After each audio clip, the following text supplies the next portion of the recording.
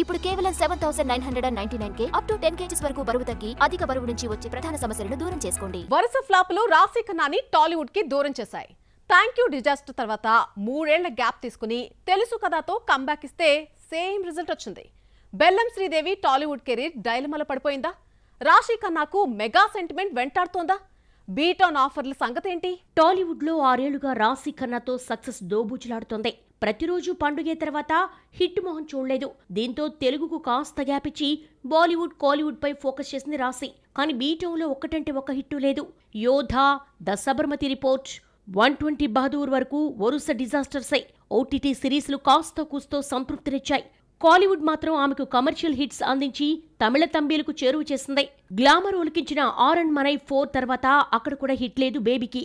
గత ఏడాది hat trick flops మూటగట్టుకున్న Raashi Khanna north to south main ఇండస్ట్రీలను టచ్ చేసినా హిట్ దక్కలేదు. తమిళంలో అగాతియా, తెలుగులో వచ్చిన తెలుసు కదా, హిందీలో చేసిన 120 బహదూర్ బాక్సాఫీస్ బాంబ్స్ గా మారాయి.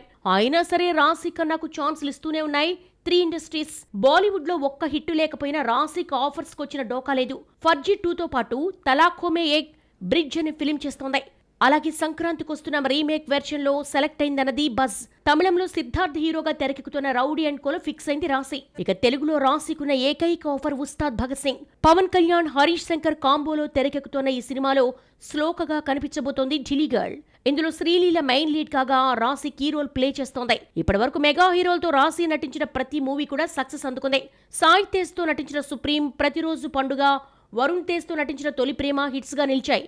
నెక్స్ట్ ఉస్తాద్ భగత్ సింగ్ హిట్ పడితే ఆ సెంటిమెంట్ నిజమైనట్లే. ఈ విషయం తేలాలంటే మార్చి 19 వరకు ఆగాల్సిందే.